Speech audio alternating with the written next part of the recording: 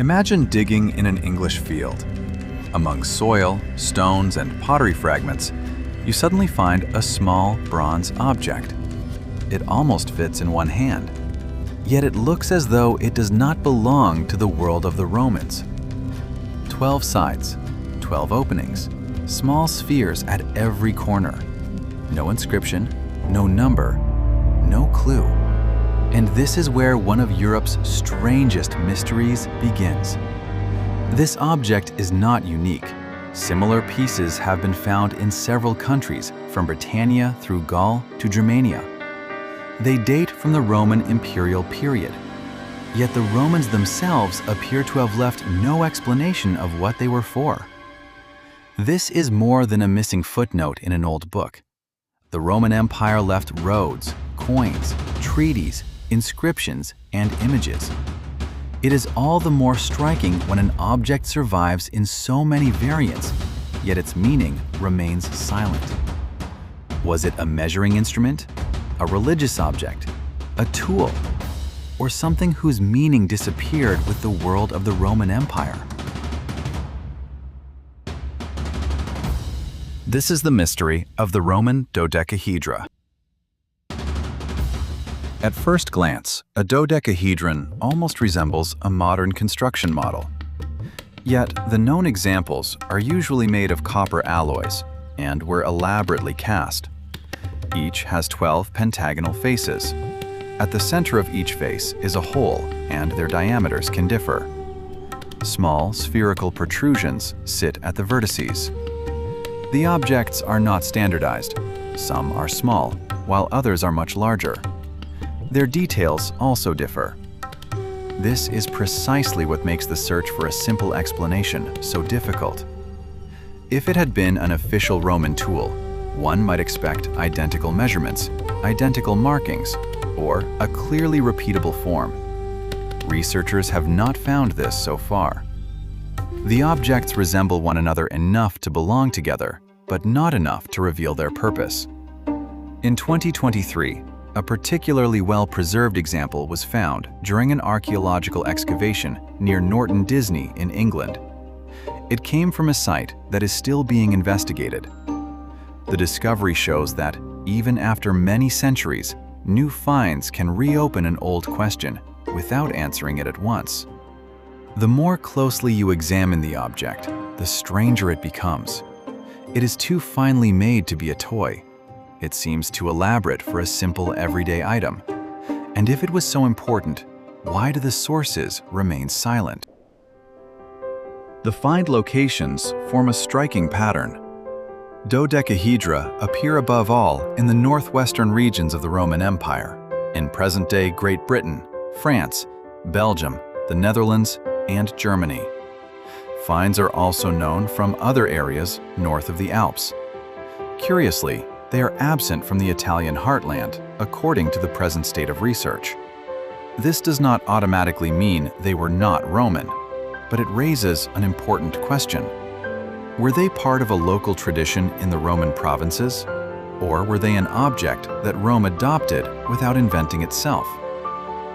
The Roman Empire was not a uniform bloc. It connected languages, religions, trade routes, and distinct cultures. In its frontier regions, Roman administration, Celtic traditions, and local crafts met one another. An object could therefore look Roman and still carry a regional meaning. In a world in which people traveled, traded, and exchanged beliefs, this is not a minor detail. It could mark the difference between an ordinary tool and a cultural symbol. Perhaps the key lies there, not at the center of the empire, but at its edges. A dodecahedron does not arise by accident. Bronze was valuable. Casting a hollow body with 12 pierced faces demanded knowledge, material, and skilled craftsmanship. The surface of many examples is carefully worked. Some show rings or further decorations around the openings. This does not automatically point to magic or religion, but it does show that these objects were not hastily made everyday remnants. None carries an instruction manual. There is no visible scale, no universally recognizable marking, and no ancient image shows someone using a dodecahedron. This does not mean there was no answer. It means only that we have not recovered it so far. Archaeology often works with such gaps. Material, form, find location, and comparison provide clues. But they do not replace the voice of a person from the period itself. This is exactly why every theory remains incomplete. It must explain more than the form. It must also explain why the holes vary in size, why the knobs sit at the vertices, and why the finds are distributed so unevenly across Europe. The form seems like a message. We no longer know its language. One of the most obvious ideas is this. Perhaps dodecahedra were measuring devices. When you look through two opposite openings, different sight lines are created. It is conceivable that they were used to estimate distances or sizes. In a reconstruction, this seems plausible. A soldier or surveyor aims the object at a distant target and compares the openings. But an elegant idea is not evidence. The dodecahedra do not have standardized measurements. Their holes differ from object to object, and no Roman instruction describing this method has survived. A useful measuring instrument would also need to work reliably. This would require understandable ratios, comparison values, or a link to other surveying tools. So far, such a link has not been established. The small knobs at the vertices also remain puzzling. They would not necessarily be needed for simple sight measurement. The theory explains part of the form, but it does not explain the whole object. Perhaps some dodecahedra really were measuring aids, perhaps only certain variants, or perhaps the similarity of the holes is leading us in the wrong direction. Another theory is surprisingly everyday in nature. Dodecahedra might have been used to make gloves or cords. Threads could have been passed through the openings. The different hole sizes could have allowed different thicknesses. This idea has one advantage. It explains the openings, but it also reaches its limits. Why would a tool for this be made from valuable bronze? And why would its sizes differ so greatly? Then there is the candle holder theory. Traces of wax have been discussed on individual examples. Perhaps a candle stood in one opening. This would at least partly explain the holes and the hollow form. But one possible indication of wax does not prove the function of all dodecahedra. Objects may have been used more than once during their long lives.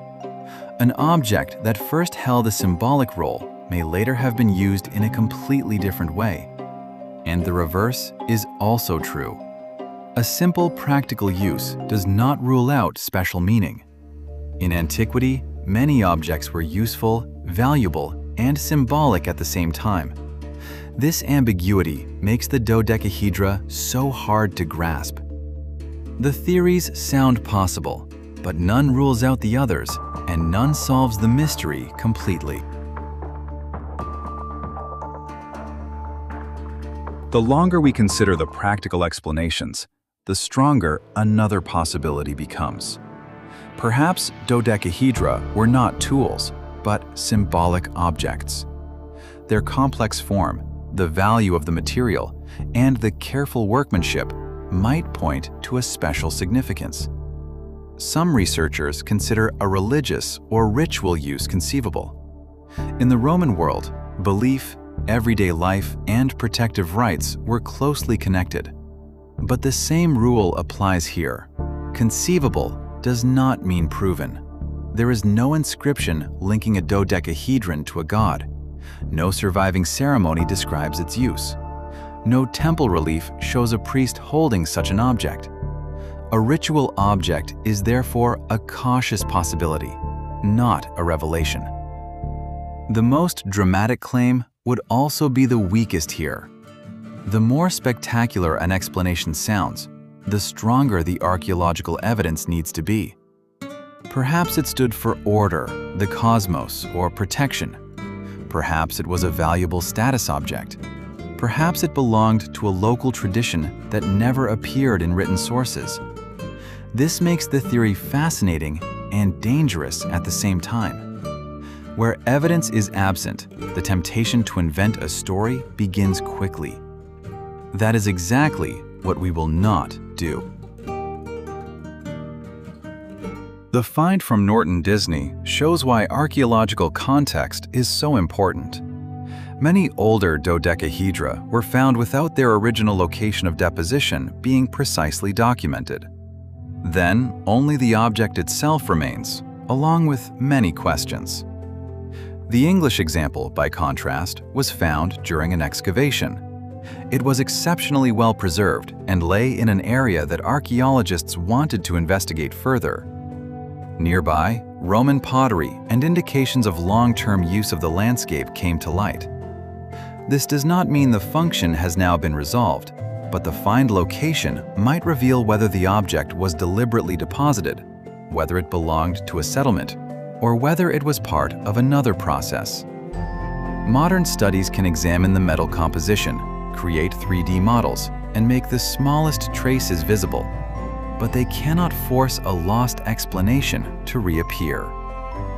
An analysis can show, for example, which metals an object contains and how it was made, but it cannot by itself say whether it was used in a field, in a house, or in a ritual.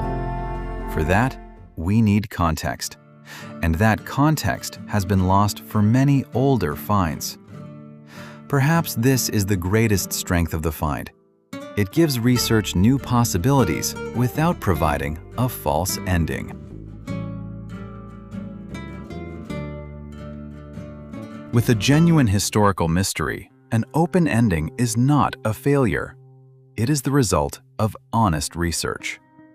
Confirmed is this: the dodecahedra were elaborately made objects from the Roman period. They were found mainly in the northwest of the empire.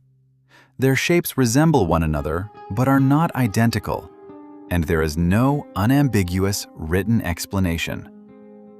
What remains uncertain is this: were they used for measuring, used in rituals, used to make textiles, or did different examples have different tasks?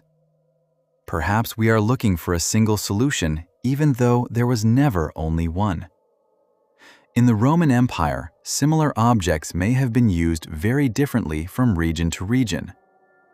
This is a hypothesis about the hypotheses, but it reminds us to be cautious with a phrase such as the purpose. Perhaps there was no single purpose. Perhaps there were several, and that is exactly why individual explanations fit only part of the finds. Research does not need the most spectacular answer. It needs the find that first provides a clear context: a workshop, a grave, a temple, or an image showing the object in use. Until then, every certain claim is more narrative than archaeology. The secret is the lost meaning. What do you think? If you liked this video, you definitely have to watch this one too.